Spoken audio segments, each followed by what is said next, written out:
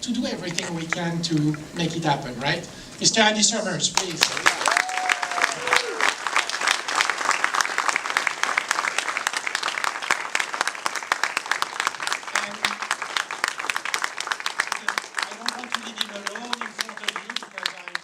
Guarantee him anything, you know, so Mr. Norman Golightly is the producer, will help the situation.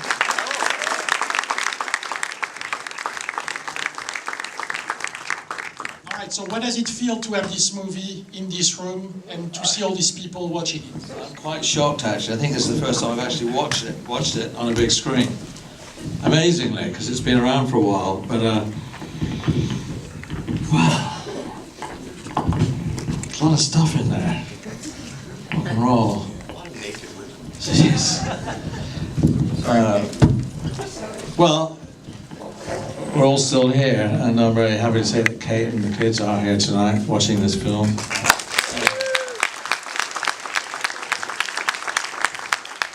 Highly embarrassing for them, I'm sure.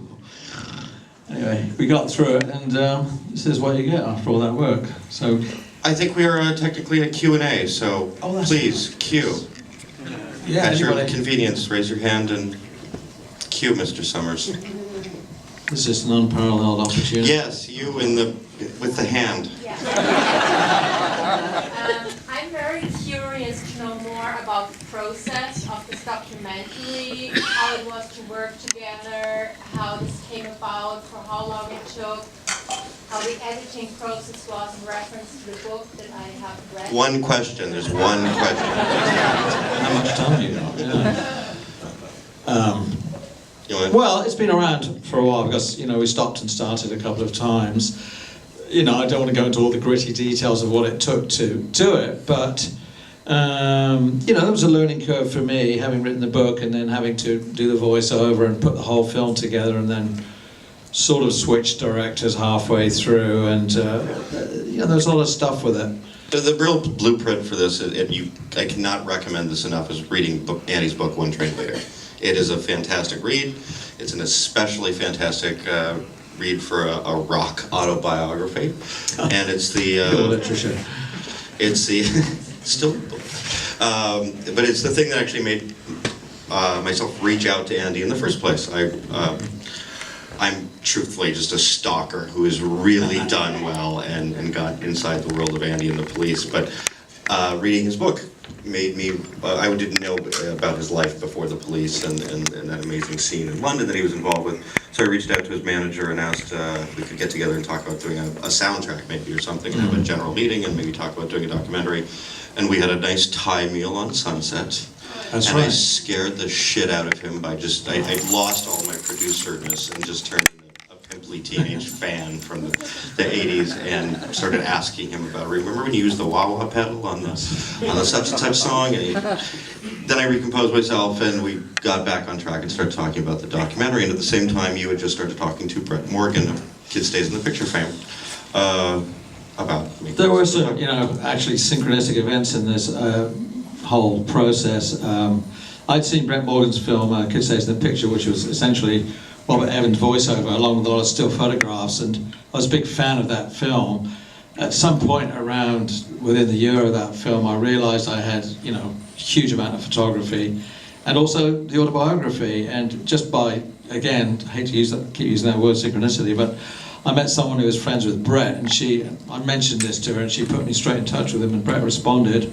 I'd already met Norm, the two of them got together, and off we went. And amazingly, we sold the film almost the first afternoon we went out to try it, which was kind of unparalleled in Hollywood. And this process started actually, Andy's book, it's the same device of a present day to flashback, but the present day in Andy's book is the day of the police playing the Shea Stadium gig for the Synchronicity Tour. And that's how the book is framed, and when we started our talks, you didn't officially yet know that there was going to be a reunion tour. So we happened to be there in the split second before the three of you got back together. So we were sort of in the right place at the right time to convert that to the present day device as opposed to what Andy had written in the book. Next question. Yes. Oh, they're in stunned silence. Yep, That's this one. nice. I like that. I actually want to ask about a photo of yours that I saw years ago that's really stayed with me. It was an image of a horse being led out into water, I think by a rope, and the horse is looking Yeah. kind of terrified. Can you talk about Yes, I can. That particular picture's achieved quite a lot of notoriety. Actually, I'm surprised it wasn't up tonight, but we put all this together fairly quickly. We have it. Let me bring it. Oh, okay. Here we go. That's brilliant. The photograph was shot on, well, in the waters around Montserrat, actually. Careful which file you go to. I think there's a... Yeah, we were recording in Montserrat, and we got invited to a barbecue or something on the other side of the island. The only way we could get there was... Pass it? Yeah. There it is, yeah. Yeah. Well, it's quite good, that one. It's been used a lot, actually. It's been on magazine covers and all sorts of things. Got a lot of mileage out of that. But it was literally, we were arriving at the beach on Montserrat, coming in from the ocean, and I saw this guy in the photograph walking his horse into the water. I saw it as an photo op, as it were. And I leapt straight out of I was up to my neck in water, getting up close to this horse, which was getting pretty scared of me. But I got off about 6 shots before it all got too much. But I've always really enjoyed it. There's a sort of mythological aspect to this, and sometimes I said, well, that's Sting and Stewart, going in opposite directions. It seemed to keep a lot of magazines happy. Which one is the ass and which is the... Yes. Yeah. So there you go. No comment. Seems symbolic. And blue. That actually leads me to a question. Was the breakup, I always thought there was a lot more animosity than what's portrayed in the documentary. Yeah, well, it's more press-worthy, animosity and fighting and all that, and so fairly early on we got sort of tarred with that, but the truth is not all of that at all, Within the last week I've talked to both Sting and Stewart, who are very protective and very encouraging about this movie, and very sweet about it. So, it's one thing when you're in the moment in a band and you're out on tour and you're fighting your way through the whole thing, but actually there's a great deal of love between us and real brotherhood. I think we really are a fraternity, and so I always like to, when people ask about this, I like to say, well, there's just more to it than that, how could we have gotten through that much? We shared an incredible experience together as people that we'll never have with anyone else, and I think we're very privileged to have that, and very lucky to have met one another.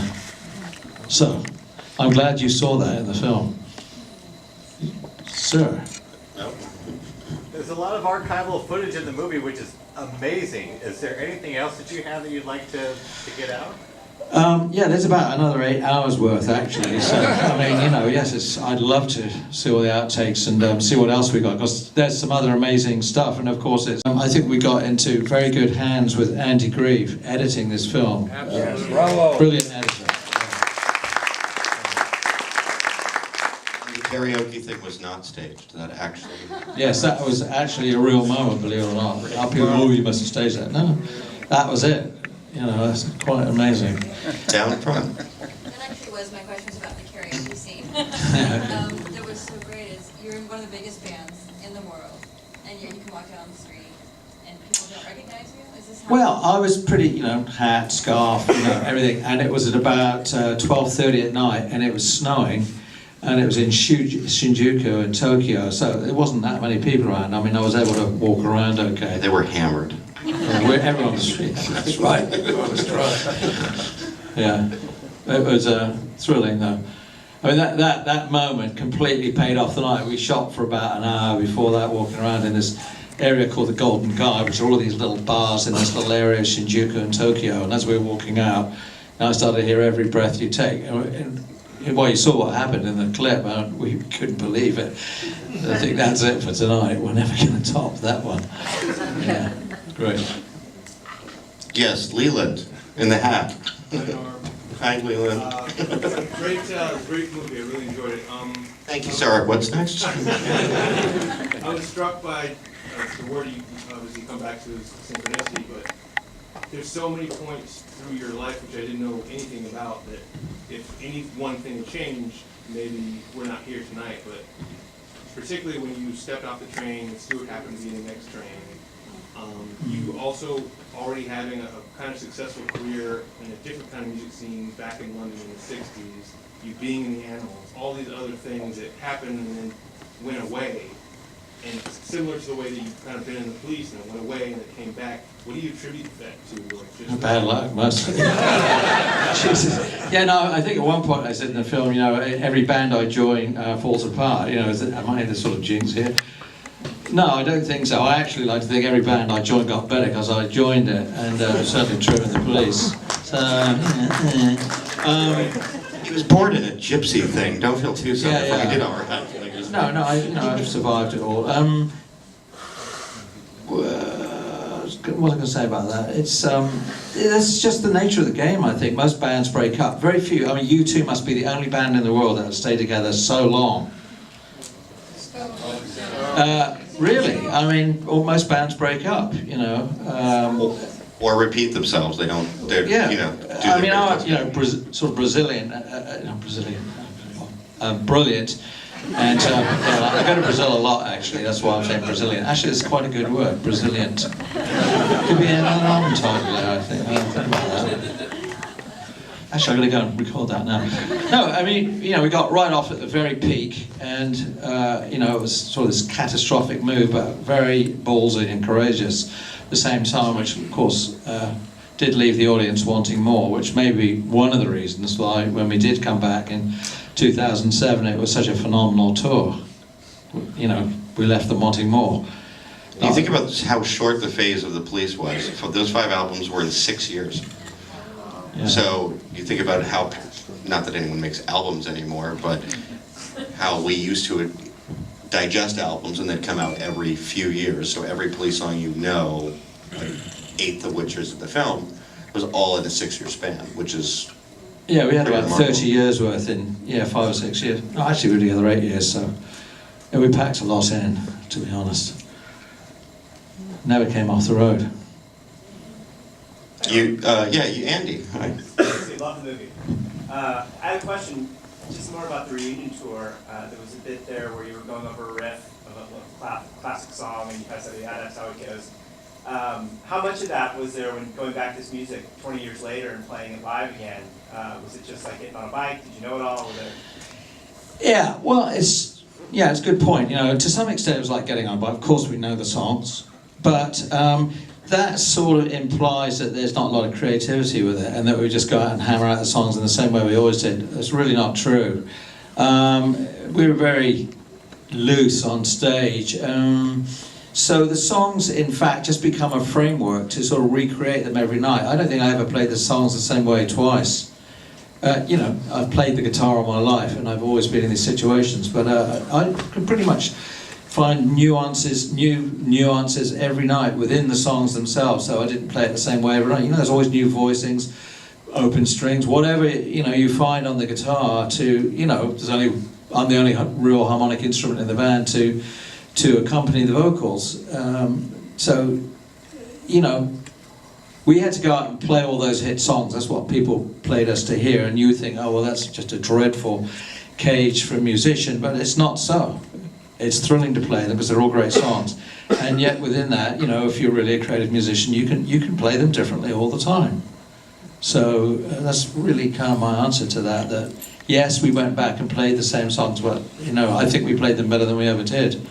We changed keys quite a lot on some of the songs too. You know, they weren't all in the original keys that we started with. A personal question for you. Ooh. Yeah. Yes.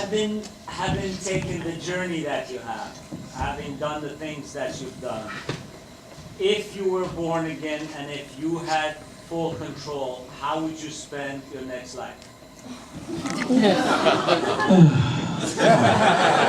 Mr. Socks. I'd probably be in Homeland or something. I don't know.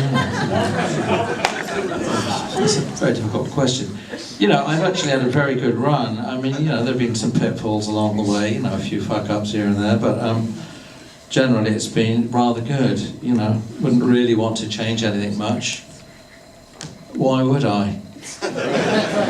Wouldn't you want this life, mate? Yeah, it's been brilliant. You know, I mean, look, I started out as a kid playing the guitar when, you know, all I wanted to do was be able to play well. That was always the driving thing, and still is, by the way. Anything that you got on the side is, you know, a bonus. I suppose at some point, you know, growing up in the UK, as it, you know, the Beatles came about and all that, we're all supposed to be rock stars and like make it, you know. But it wasn't the original goal.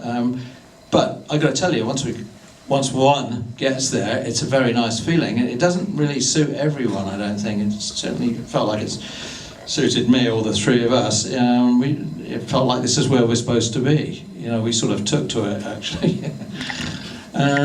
So, you know, I can't really complain. I think it's all worked out very well for me, to be honest. 3 more questions.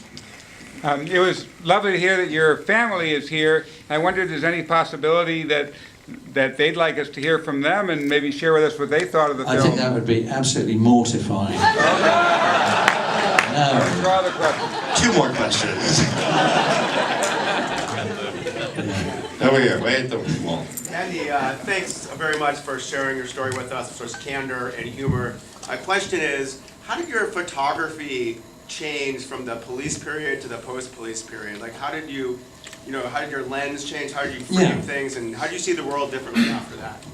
Well, thank you very much. As part of the deal tonight, I think if you saw a lot of the photographs that were going across the screen pre-showing the movie, you'll see kind of where I've got to. I mean, you know, it's just like anything else, learning an instrument. I started out, when I look back at the police photography, it looks to me like very early days and simpler stuff to me, and you know, it's hard to talk about this without sounding egotistical, but you know, I think I got a lot better, and you know, it's just time and being out there and working at it, thinking about it a lot. I graduated from early days with a Nikon FE to Leica, which has really been my camera of choice for many years, and finally the Leica monochrome, so I actually went digital. And a lot of the stuff that's on the screen tonight is shot in China. I've been there 5 times and probably go back a couple more times this year. I mean, the great thrill for me is really getting out there with just me and the Leica and really being in a pretty exotic place. I have so much stuff now. I'm working on another book of all this, but the real thrill to me is to be in, you know, some sort of exotic place and, you know, shooting in some sort of precarious situation or other, and having to have my wits completely about me with just me and the camera. I think my idea of photography is pretty quite romantic and old-fashioned in a way. I mean, I'm certainly inspired by people like Robert Frank. That's what it is for me. You know, I still shoot black and white, and that's what I really enjoy. And you know, it's a big thing for me. It's accompanied me, yeah, since those early days of the police. Last question of the night.